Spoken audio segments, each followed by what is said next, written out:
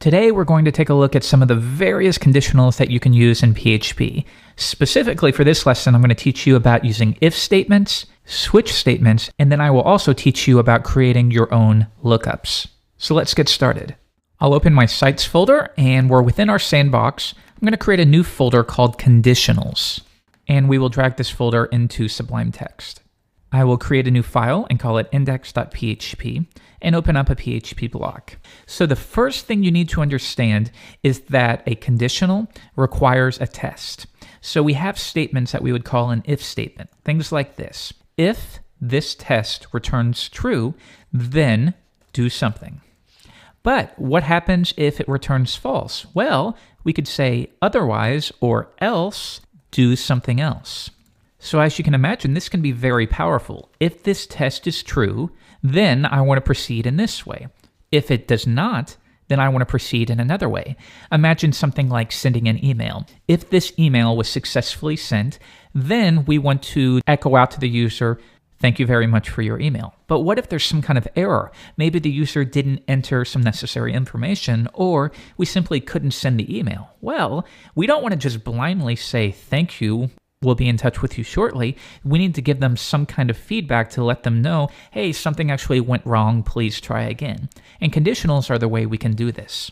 Now, before we get right into this, you need to understand how you can actually run tests. So for example, we know that we can set a month equal to January, like this. So what we're doing here is we are literally assigning a value to a variable. But then there's this other option where we run month double equals January. And this means something very different. In the first case, we are assigning the value to the variable. In the second case, we are running a test. Does month equal January? Notice how I'm phrasing that differently. The first one, set month equal to January. And the second one, does month equal January? So we're testing whether the right side equals the left side. So let's try this out. Let's create our variable again, month equals January. And now within our test, for now, let's get rid of the else. You don't require an else, only if you need it. Our test is going to be, does month equal January? So we'll say if month double equals January, then do something. And we'll echo, it does. All right, let's save it like that and view it in the browser. I will switch over to Chrome and we'll go into Sandbox, Conditionals, and our index.php file, and we do see it does. And of course it does because we ran our test. Does month equal January? Yes, it does. Only on that condition does the contents here execute. But what if it doesn't? All right, well, let's see if we change this to February, then what will happen? Well, we come back and we don't get anything at all. And that's only helpful in some cases, but many times you need to provide some level of response based upon the results of that test. So we'll take advantage of else. Else, echo, not the right month. Reload the page, and now we are displaying information on the page based upon a test. Very cool. Now in this case, we are using a double equals, but you might be interested to find that there is a triple equals, strict equality. If you've done some JavaScript, this will be familiar to you. I'll give you an example of the differences, but it can be a little complicated, so don't fret if it's still a little blurry. You'll understand it the more that you go. Let's change this value to simply any string at all. I will write hello. Now, we are going to change this and test to see if it equals true. Well, what do you think is going to happen there? Let's reload the page and we get, oh, it does. But that's interesting because it doesn't actually equal true. If we'd set it to true, we would expect that. But it actually just equals a string. Well, as it turns out, with this double equals, we're not actually checking for the data type. We're simply saying, is this string a truthy value? And because it's not an empty string, that is truthy. There are characters there. It is a truthy value, so that does return true. I'll give you an example. If we remove this entirely, now month is equal to an empty string. Well, now if we come back, reload the page, we get not the right month, because now an empty string is a falsy value. And this is something you need to understand, the difference between truthy values and falsy values. But that does beg the question, well, what if we literally wanted to test if month equals true, including the data type, which is Boolean? Well, in that case, you would use strict equality. And many times you'll find that you use strict equality exclusively so you can be as explicit as possible. Now, if we come back, we get not the right month. Notice I remove it, it returns true, we add it on, now it's returning false, because this time, no, true does not equal the string hello, which is a truthy value, but the data type is not the same. If we wanted that to pass, we would have to make month equal to true, in which case now it does. Now, there are other ways to create truthy and falsy values besides just true and false. We've learned that a string that is not empty is truthy, and the same thing for numbers or integers. If I make month equal to 1, and we go back to the double equals, let's save that, reload the page, that is a truthy value, because is month, which is 1, truthy? Yes, it is. 1 or anything higher, I can make this 205, and that's still going to be a truthy value. But if I make month equal to 0, 0 is inherently a falsy value. 1 for true, 0 for false. Now, that's going to fail, and we get the else statement, which executes. Now, what's important to understand is that 0 specifically is a falsy value. It's not a matter of greater than 0 or less than 0. If I set this to -50, actually, that will pass. That's truthy. It's the fact that 0 specifically is a falsy value. So many times, as you get better in PHP, you'll start running tests. Is the output of this function greater than 0? And that's a way of saying, is it not a falsy value? So in this case, if we wanted to check to see if month was a falsy value, we would say equals false. Now it runs. Or we could literally say, does it equal false? Well, that's going to fail, right? Because false is not the same data type as 0. That's a Boolean, that's an integer. So in this case, we would literally check to see if month equals 0. Now it's passing. Or as I noted before, we could say, if month is greater than 0, then echo it does. Otherwise, echo not the right month. So we'll try testing this out. Let's set month equal to 4. Yep, now it's working. So now we're using greater than. You could also use greater than or equal to. And this is a way of essentially saying if month is not a negative number. So that will work. Let's change it to 0. That will still say it does. But as soon as I go below 0, such as -1, that test will fail. Now, in addition to greater than or equal, you also have less than or equal. There's also this syntax right here, which is simply saying not. Don't ever use this one. Very few people do. You can also test to see if something does not equal. So we had this. Let's change this back to something more readable again. Here, we're saying, does month equal January? But if we wanted to say, does month not equal January? Then we can replace that with an exclamation point. And that's how we negate it. Now, which one do you think will be displayed on the screen? Reload the page, and it fails. Because is it true that month does not equal January? No, that is not true. Month does equal January, so this test fails, this never runs, and instead we run the else statement. Now, in the same way that double equals tested for a truthy value but not the same data type, the same is true for exclamation point equals, or you'll also hear people say bang equals or not equals. Again, if we change this to true and we run it in the browser, yep, that's going to fail because now we're saying, is it true that month is not a truthy value? No, that is not true. Actually, month is a truthy value. If we wanted to make that test pass, we would make this an empty string or something that's a falsy value. Reload the page, now it says it does.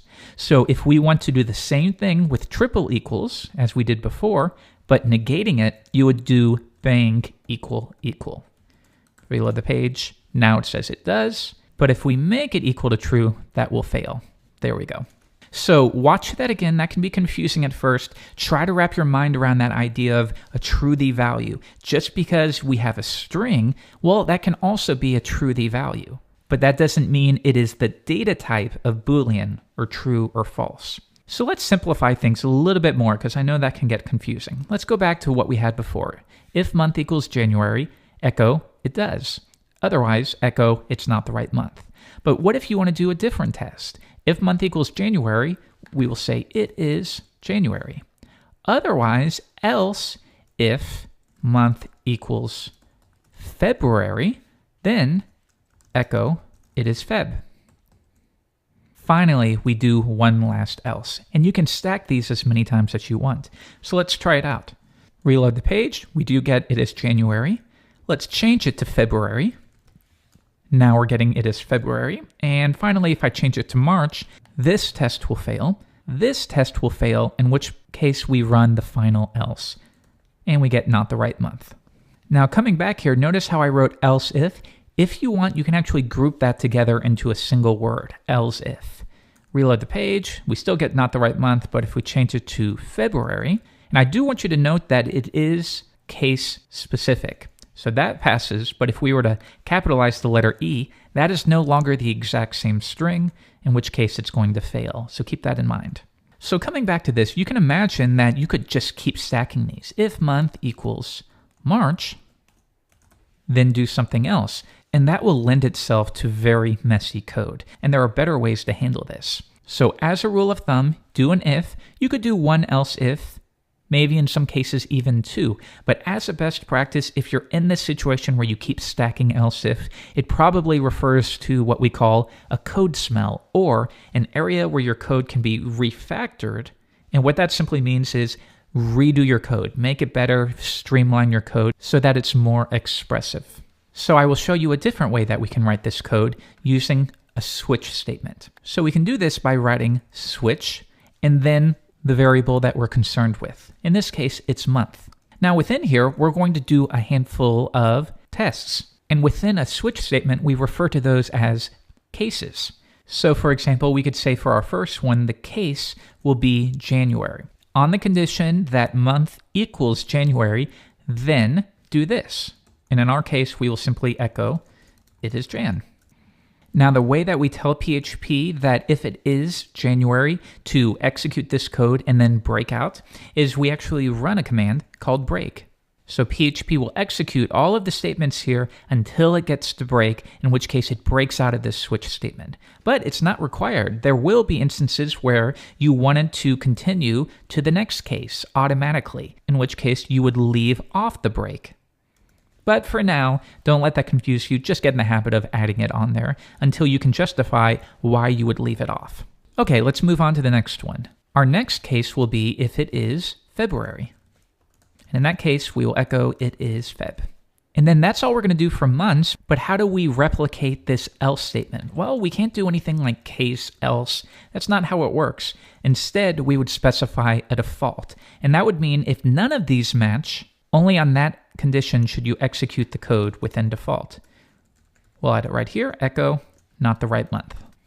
All right, so let's test this out. I'm gonna take our variable and just bring it down, even though we don't have to, just to make it a little bit more readable. And we load the page, we do get it is February. We'll change it to January.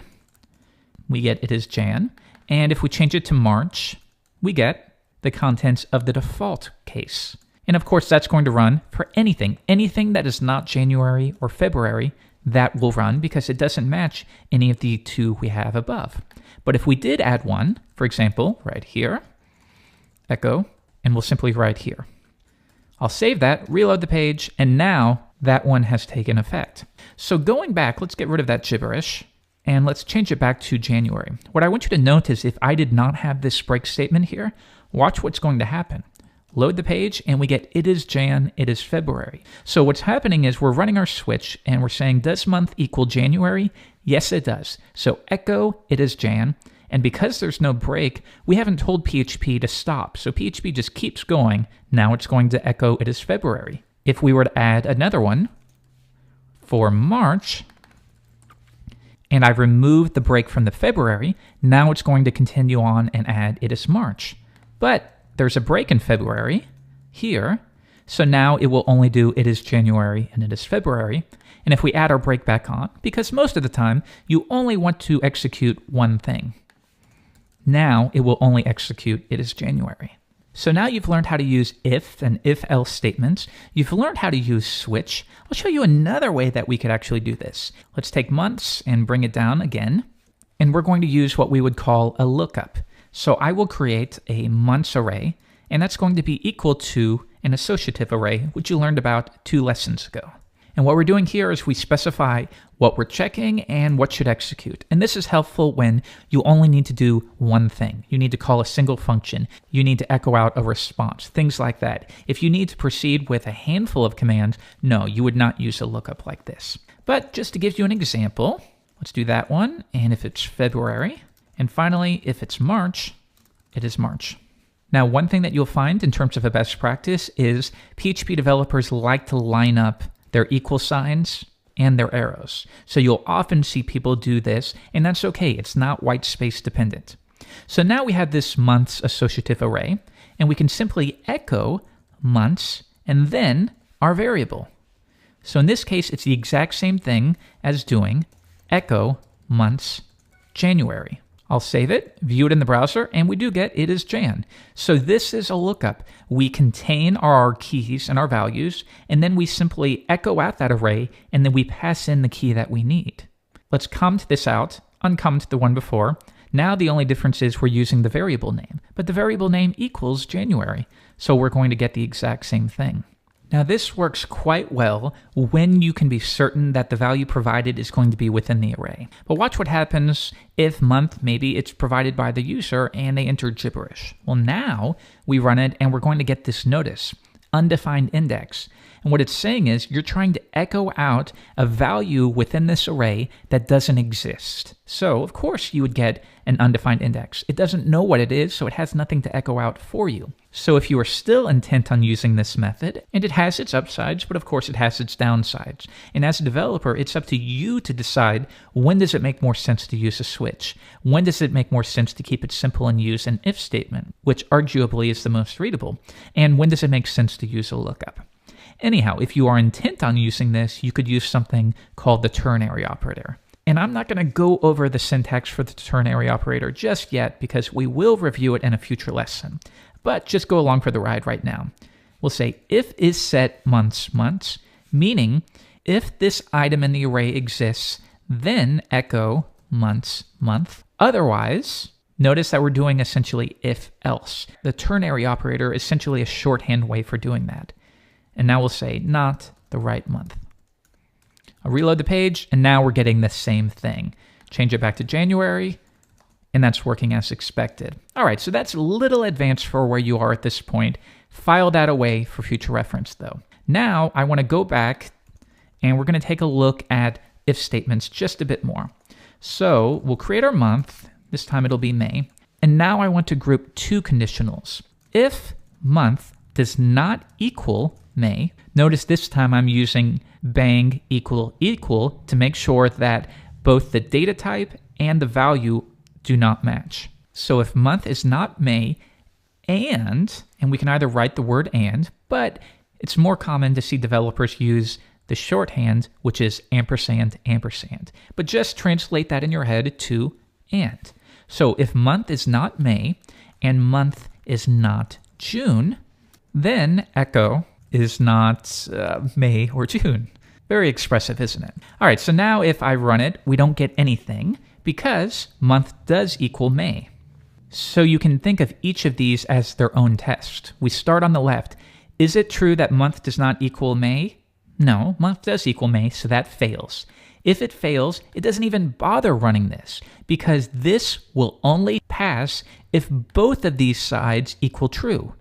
So when it finds out, nope, that one failed, it knows, hey, I don't even have to worry about this one right here because regardless of whether that one is true or false, the test is still going to fail.